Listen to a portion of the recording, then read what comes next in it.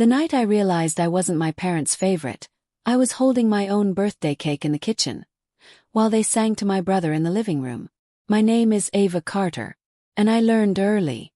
If they wouldn't choose me, I would choose myself. They gave him the spotlight, built the stage. And when they finally looked at me with pride, it was already too late. In our house, love was loud. Came with cheers, trophies, and Friday night football lights. But only if your name was Mason Carter. My older brother was everything American parents dream about. Varsity quarterback, class president, the kind of smile teachers forgive, the kind of son neighbors brag about. And me, I was the quiet one, which is a polite way of saying invisible. I was 9 when I learned how favoritism works. Doesn't scream, it whispers. Be more confident like your brother. Why don't you try harder? Mason never complains. That year, Mason broke the school's touchdown record. The same week, I won the state science fair. My mom framed Mason's newspaper clipping. She put my certificate in a drawer. Not because she hated me, but because she didn't notice me. And that hurt worse. In middle school it became clearer. Football games mattered. Debate tournaments didn't. My dad never missed one of Mason's games. He missed 3 of my competitions. Once, when I asked why, he sighed and said, "Sports build character. Debate is nice." I hated that word. Nice girls don't win. Nice girls wait. Nice girls clap for someone else. By sophomore year, I stopped asking for rides to my events. I stopped reminding them. I stopped expecting. Instead, I studied. While Mason trained under stadium lights, I learned coding in my bedroom. While my parents cheered in bleachers, I built websites for local businesses. Money started coming in. Small amounts at first, then bigger. And I didn't tell them. For the first time in my life, something belonged only to me. Senior year. College letters arrived. Mason got into USC on a partial athletic scholarship. The house exploded with celebration. My parents cried. They invited neighbors. They ordered catering. 3 days later I received mine. Harvard. Full ride. I told them at dinner. My dad blinked. "That's incredible." My mom smiled. "We're proud of you." And then my dad added, "But Mason worked so hard for his spot. Sports are tougher." That was the moment. Not anger. Not tears. Just clarity. I would never be their first choice. So I decided to become everyone else's. At Harvard, I didn't just study computer science. I built a cybersecurity startup at 19. By 22, I had investors. By 24, I sold my company for $62 million. My parents thought I was working in tech. They had no idea I owned half the building. And I kept it that way. Because revenge isn't screaming. It's becoming undeniable. 5 years after I left, my mom called. "We're hosting a celebration for Mason. He's opening his own sports training facility. You should come." Course. Another party for him. Another spotlight. But this time, I wouldn't be standing in the kitchen holding a forgotten cake. I arrived in a matte black Porsche, wearing a tailored white suit. Confident, controlled, untouchable. When I walked in, the room went quiet. Mason stared at me like I was a stranger. My dad looked confused. My mom whispered, "Ava." Smiled. I bought the property next door." Silence. "You mean you're renting?" my father asked. I tilted my head. "No, I own it." And for the first time in 24 years, they looked at me the way they always looked at him. With awe. Standing there, watching their faces shift from confusion to pride. I felt something I didn't expect. Not satisfaction. Not victory. Just a question. If they finally see me now, why doesn't it feel like winning? The living room hadn't changed. Same beige couch. Same family photos lining the fireplace. Same proof that I had always been slightly cropped out. Mason at 7 with a trophy. Mason at 12 with a football. Mason at 16, helmet tucked under his arm, my father's hand on his shoulder like he was passing down a legacy. There were photos of me, but they were background photos. Candids, corners, of smiles. I stood in front of the fireplace now, staring at that timeline of selective memory. You look different, Mason said behind me. I didn't turn around. I am. He laughed lightly. Still dramatic. There it was. The same tone he used when we were kids. Dismissive. Affectionate. Unaware. I turned then slowly. No, I said evenly. Just not invisible anymore. My mother rushed in first, wrapping me in a hug that felt more surprised than warm.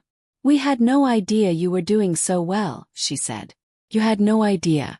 I almost smiled. My father stepped forward, scanning me like I was a financial report. You own the building next door? Yes. With partners? No. He blinked. How? That question. Nut. Why didn't you tell us? Nut. Are you happy? How did you do this without us? I built something valuable, I said calmly. Then I sold it. Mason crossed his arms. Doing what? Cybersecurity. He let out a low whistle. Nerd. Same word he used when I was 13 and building my first website. Back then it stung. Now it sounded small. Dinner was loud. Relatives filled the house. People kept turning to Mason, congratulating him on the sports facility. Then someone finally asked me the question. So Ava, what exactly do you do? The table quieted. I set my wine glass down carefully. I founded a cybersecurity company at 19. Forks paused midair. I sold it 2 years ago. My aunt leaned forward. For how much? I met my father's eyes.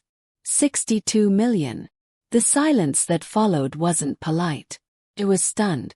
Mason laughed first. Yeah, right.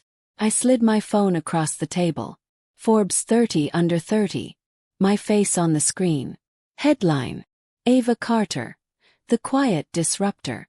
My mother covered her mouth. My father picked up the phone like it might disappear. And Mason. He stopped smiling. The rest of dinner felt different. People ask me questions now. Real ones. Investments. Future plans. My dad watched the way others listened to me. The way they leaned in. The way respect entered the room before I spoke. He wasn't used to that dynamic. Not with me. After dessert he pulled me aside. Why didn't you tell us? He asked. I held his gaze. You never asked. He flinched. It wasn't cruel. It was honest. Later that night, I found my mother alone in the kitchen. Same vanilla scent. Same yellow lighting. Different version of me. She looked smaller somehow. Did we? She started softly. Did we make you feel less important? That question hit harder than all the applause earlier. I didn't answer right away. Because the truth wasn't simple. You didn't mean to, I said finally. That's not what I asked. She was braver than I expected. So I told her. I spent my entire childhood competing for oxygen in this house. Her eyes filled. You celebrated him like he was a miracle. You treated me like I was convenient. That's not fair, she whispered. It's accurate. Silence stretched between us. I thought you didn't need as much attention, she said weakly. You were independent. Well, I was adapting. Upstairs, Mason stood alone in his old bedroom, scrolling through articles about me. Interview clips, conference speeches. He wasn't angry. He was unsettled. Because for the first time in his life, he wasn't the impressive one. When I walked into the hallway, he looked up. Why didn't you ever tell me? He asked. I studied him carefully. You wouldn't have heard it. He opened his mouth to argue, then closed it, because we both knew it was true. The next morning I made an offer. Not dramatic, not explosive, calculated. I invited Mason and my parents to brunch at the property next door, the building I owned. They walked through glass doors with my company's name still etched faintly on the wall. My father looked around like he was inside a different universe. This was yours. Yes. Turned to Mason. I heard you needed investors for the training facility. He stiffened slightly. I'm fine. I'm sure you are, I said smoothly. But expansion costs money. My father narrowed his eyes. What are you saying? I folded my hands on the table. I'm offering to fund it. Chuck again. But this time it felt different. Not revenge. Power. But, I continued evenly, I'd own majority shares. Mason stared at me. You'd control it. Yes. The air thickened. For years he had the spotlight. Now I was offering him survival. On my terms. Mason leaned back slowly. Is this about money? He asked. No. Then what? I held his gaze. It's about balance. My father spoke sharply. Family doesn't compete like this. I looked at him calmly. We always did. That silenced him. 'Cause deep down, he knew. Instead of anger, Mason surprised me. You know what? He said quietly. I'll take it. My eyebrows lifted slightly. You will. Yeah. But not because I need you. He leaned forward. Because maybe it's time you stopped proving something and started being my sister again. That landed somewhere unguarded. A place I hadn't protected. I didn't expect grace. I expected ego. Instead, he offered something harder to fight. Vulnerability. The contract was on the table. Clean. Sharp. Binding. Mason hadn't signed it yet. Neither had I. My father kept staring at the majority shareholder, Ava Carter line like it personally offended him. You'd really own your brother's company? He asked. I met his gaze calmly. I'd invest in it. That's not the same thing. No, I agreed softly. It's not. Because ownership meant something in this family. It meant power. It meant pride. It meant who mattered most. And for once, that line had my name on it. Mason picked up the pen. He didn't look at me. He didn't look at our parents. He just signed. The scratch of ink against paper sounded louder than it should have. There, he said. You win. I tilted my head. This isn't winning. He finally looked up. Then what is it? I didn't answer. Because I didn't actually know. Within weeks things changed. The sports facility expanded faster than anyone expected. New equipment. Marketing overhaul. Sponsorship deals. I didn't interfere publicly. But behind the scenes, every decision passed through me. Every risk evaluated. Every budget approved. Mason wasn't used to reporting to anyone. Especially not me. Our meetings were professional. Too professional. You cut the budget for the VIP lounge? He asked during one call. Yes. Why? Because it doesn't increase retention rates. It increases ego. He leaned back in his chair. You always think like a machine. And you always think like the crowd is clapping, I replied calmly. Silence. We weren't fighting. But we weren't siblings either. Something else shifted. For the first time in my life, my father called me for advice. Financial advice. He asked about investments, retirement strategies, market risk. He listened when I spoke. Actually listened. It should have felt validating. Instead, it felt transactional. One evening, my mother invited me to dinner alone. No Mason. Just us. Halfway through the meal, she said it. We didn't realize we were doing it. Doing what? I asked quietly. Making you feel second. The words hung between us. You celebrated what was loud, I said. And ignored what was quiet. She swallowed. You never complained. I let out a soft breath. Children don't complain when they're afraid it won't matter. That broke something in her expression. And for the first time, I saw guilt. Real guilt. 2 months after the expansion, the facility was thriving. Media coverage. Positive press. Strong revenue. Mason called me late one night. Not business hours. Not professional tone. You awake? He asked. Yes. There was a long pause. Do you ever get tired of proving yourself? That question caught me off guard. I don't prove myself anymore, I said. Yeah, he replied softly. You do. Silence stretched between us. You think I didn't notice growing up, he continued. Notice what? That they compared you to me. That they pushed you differently. I didn't speak. Because if I did, my voice might shift. They put pressure on me too, Ava, he said. Just louder. That stopped me. I had always seen him as favored. Chosen. Celebrated.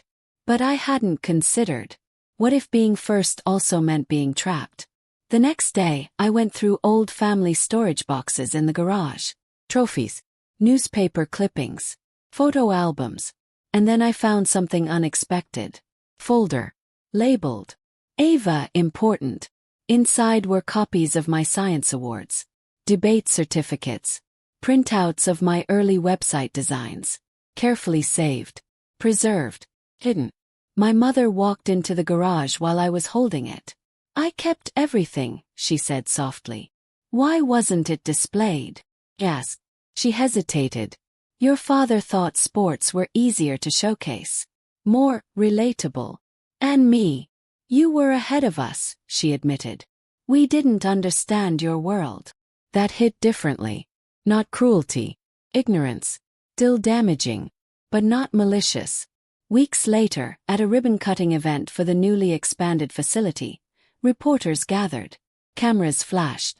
Mason stood at the podium. Our parents in the front row. And me, technically the majority owner, standing slightly behind. The old dynamic. Spotlight on him. Shadow on me. Except this time. It was my choice. Halfway through his speech, Mason did something unexpected. He stepped aside. And none of this would exist without my sister, he said into the microphone. The crowd murmured. She believed in this before anyone else. She built something from nothing, and instead of walking away from us, she invested back in family. Every camera turned to me. For a split second I felt 9 years old again, holding a ribbon, waiting. But this time, the applause was for me. Not because I demanded it, because it was given. After the event, my father approached me quietly. I was wrong, he said. Simple. Direct. No excuses. No justifications. I should have seen you sooner. That sentence was the one I had waited my entire life to hear. And strangely, it didn't explode inside me like fireworks. It settled. Softly. Like something heavy finally being put down. That night, alone in my new house, I stared at the city lights through floor-to-ceiling windows. Had money, control, recognition, respect. And yet, I wasn't sure who I was without the need to prove something. If I wasn't the overlooked daughter anymore, who was I? Success is loud. But sabotage is silent. I found out on a Tuesday morning. My CFO called before sunrise. We have a problem. Those 4 words erase sleep instantly. What kind of problem? I asked, already out of bed. There's a leak. My pulse didn't spike. Slowed. What kind of leak? Client data. Silence. That was impossible. My company had the best encryption architecture in the industry. I built it myself. Internal. Yes. Was. Yes. By noon, I was back in my old headquarters. The building I had sold but still partially operated through a strategic stake. Screens lit up the conference room. Red alerts. Access logs. Unauthorized entry points. It wasn't random. It was surgical. Someone knew where to look. Mason called while I was reviewing breach patterns. You sound different, he said. I'm busy. With a mess. He didn't joke. Didn't tease. Do you need me? The question caught me off guard. I can handle it. That's not what I asked. Silence stretched. Maybe, I admitted. By evening we identified the access credentials. Name. Ryan Keller. My former lead systems engineer. Someone I hired personally at 21. Someone who used to bring me coffee during 3 a.m. coding sessions. Someone who once told me, "You're the smartest person in this building." And apparently, smart enough to steal from. He's been meeting with a competitor, my legal advisor said. I already knew which one. A rival cybersecurity firm that had tried to acquire us 3 times. I declined every offer. Now they were trying to weaken us instead. This wasn't about money, I said quietly. It's leverage. They wanted my reputation damaged, my credibility questioned, my name no longer clean. That night, Mason showed up at my house unannounced. No suit, no ego, just concern. You look like hell, he said softly. Thank you. He walked inside without asking. You think this is connected to your company sale? Yes. You think they're targeting you? Yes. He leaned against the kitchen counter. Okay. Blinked. Okay. You built empires from your bedroom. You don't panic. You strategize. I stared at him. You really believe that? I've always believed that. That hit harder than it should have. 2 days later, headlines broke. Emerging cybersecurity firm under investigation. My name wasn't directly accused, but it was implied. Implied doubt spreads faster than facts. My father called. Voice type. Is this true? No. Beep. I believe you, he said. Simple. Steady. Once. No hesitation. I met Ryan in a downtown restaurant. Public place. Private booth. He looked nervous. You underestimated me, I said calmly. He swallowed. It wasn't personal. It's always personal when it's mine. He tried to justify it. They were offering more visibility, more growth. You already cashed out. There it was. You thought I was done, I said. You don't need this anymore, he replied. I leaned forward slightly. I built this when no one noticed me. You think I'd let someone dismantle it now? His silence confirmed everything. He thought I had softened. He thought money made me complacent. He forgot where I came from. Back home I gathered my legal team. Instead of reacting publicly, we waited, collected evidence, tracked transfers, recorded communications. 3 weeks later we filed a lawsuit. Not quiet, not subtle, explosive. Breach of contract, corporate espionage, intentional data manipulation. And we had proof. Ironclad proof. The competitor's stock dropped 18% in 48 hours. Investors panicked. Media pivoted. Now the headline read, Tech founder fights back. During the press conference I stood at the podium. Flashbulbs, microphones, cameras. I wasn't shaking. I wasn't angry. I was clear. This company was built on integrity, I said evenly. We do not tolerate betrayal, internally or externally. Questions flew. Were you personally targeted? Do you feel vulnerable? I held eye contact with the press. I was underestimated. That won't happen again. After the conference, Mason pulled me aside.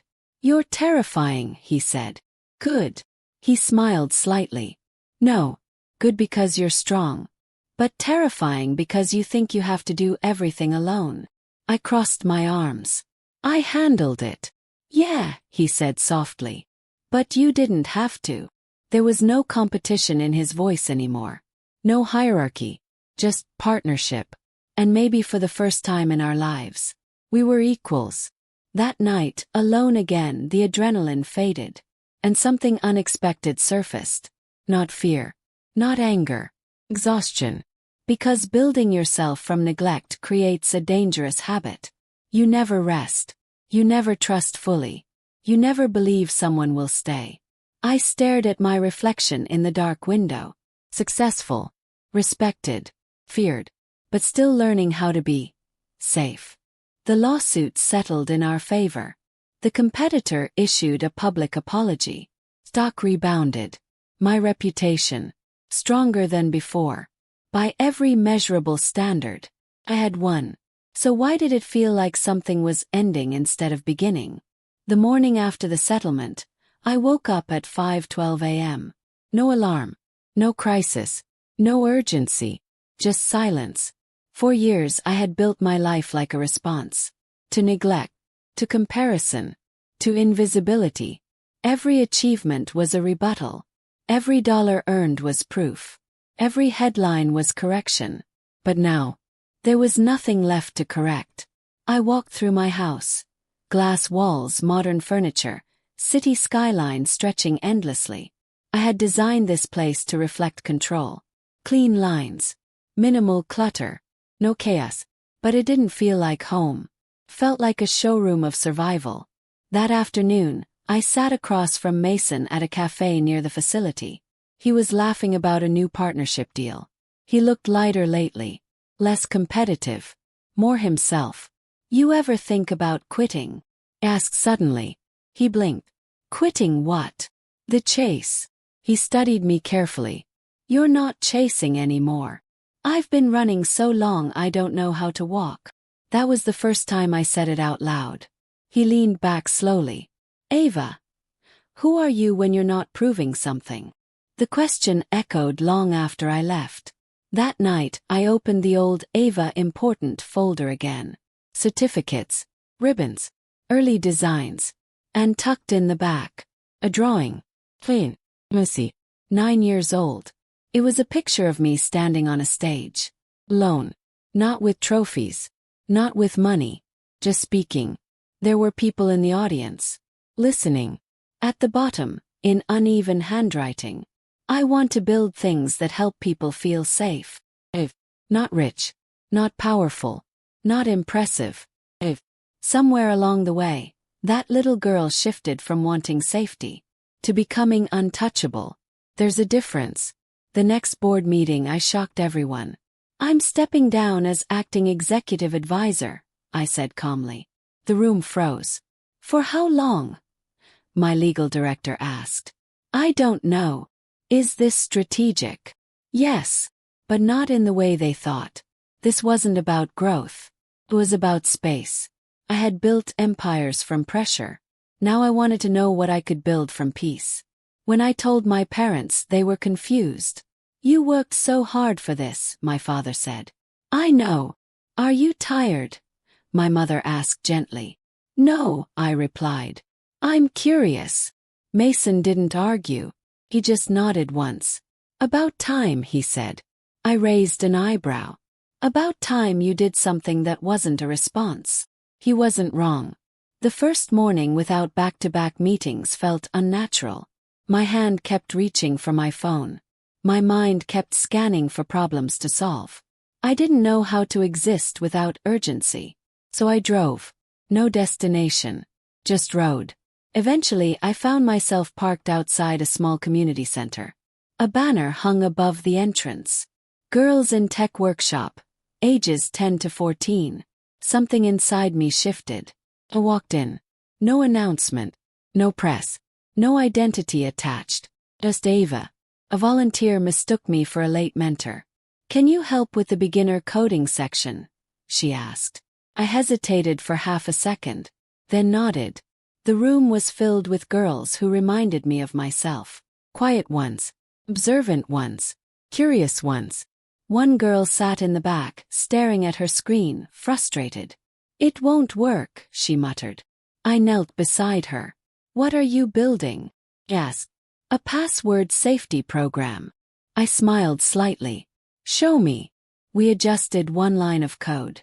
The screen lit up. Her face did too. Oh, she whispered. It works. She looked at me like I had done something extraordinary. But I hadn't. I had just been present. And suddenly, understood. I didn't want to be feared. I didn't want to be admired. I wanted to be what I never had. That night, I stood in my living room again. Same skyline. Same city. But something felt different. For the first time, my value wasn't tied to comparison. Not to Mason. Not to headlines. Not to contracts. Just impact. Quiet. Intentional. Human. I picked up my phone and texted Mason. I think I figured it out. He replied instantly. Who you are? Smiled. Not yet. But I know who I don't have to be anymore. Being second shaped me. But it didn't define me. Revenge built my strength. But healing built my peace. And for the first time in my life, I wasn't trying to take anything back. I was choosing what to give. The second time I walked into the community center, they recognized me. Not as a billionaire. Not as a headline. Just as Ava, the coding mentor. And strangely, that felt bigger than Forbes ever did. For weeks I kept coming back. Saturday mornings. Wednesday evenings. Helping girls debug programs. Listening to their stories. One of them, Sophia, reminded me too much of myself. Quiet. Used to being overlooked. My brother says I'm boring, she told me one day. I felt that sentence like a memory. What do you think? Asked her. I shrugged. I think I just don't talk loud. Smiled. Loud isn't the same as important. She looked at me like I just handed her something valuable. And that's when it clicked. The problem was never that girls like us lacked ability. It was visibility. Encouragement. We weren't missing talent. We were missing someone to say, I see you. I didn't announce it publicly at first. Called my legal team. I want to establish a foundation, I said. Focused on tech education for underserved girls. Mentorship networks. Scholarship pipelines. Safe digital literacy programs. What do you want to name it? My lawyer asked. I didn't hesitate. Second Light. He paused. That's poetic. It's honest. Because being second doesn't mean being dim. Just means no one adjusted the spotlight. I invited my parents and Mason over. Not to impress them. Not to update them. To include them. We sat around my dining table. Not the one from childhood. Not under old photo frames. New space. Neutral ground. I'm stepping back from expansion projects, I told them.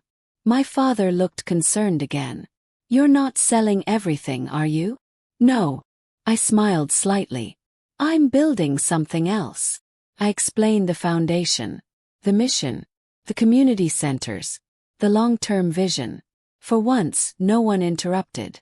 No one compared. When I finished, my mother had tears in her eyes. You're doing what we should have done, she whispered. That sentence could have reopened old wounds. But it didn't. Because this time, it wasn't accusation. It was regret. And growth. After dinner, my father stayed behind. We stood by the window overlooking the city. I spent years thinking I was pushing you to be strong, he said quietly. You were. He shook his head slightly. No. You became strong because you had to be. That was the difference. He finally saw it. I don't want to take credit for what you built, he continued. But I want to support what you build next. That wasn't pride. That was partnership. And that's all I had ever wanted. 6 months later, Second Light officially launched. No flashy red carpet. No ego-heavy speech.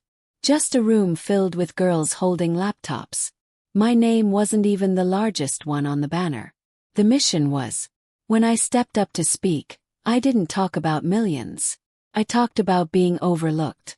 About sitting in rooms where no one clapped. About building anyway. And then I said the one thing I wish someone had told me at 9 years old. You do not need to be louder to matter.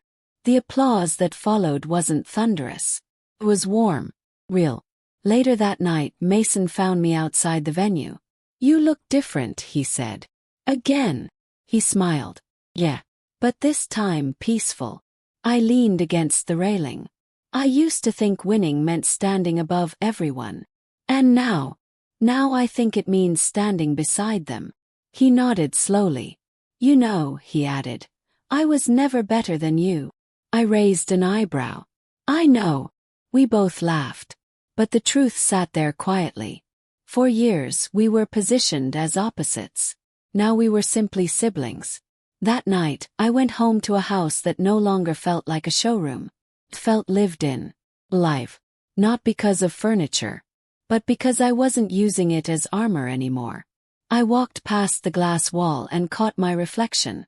Not the invisible daughter. Not the revenge-driven founder. Not the feared executive. Just Ava. And that was finally enough. Second Light expanded nationwide. Thousands of girls passed through its programs. Some became engineers. Some became founders. Some simply became confident. Mason's facility thrived too. We didn't compete anymore. We collaborated. Our parents, they changed. Not perfectly, not instantly, but sincerely. And one afternoon years later, I visited my childhood home. Above the fireplace, the photo wall had shifted. Mason still had his trophies. But in the center, a framed newspaper clipping.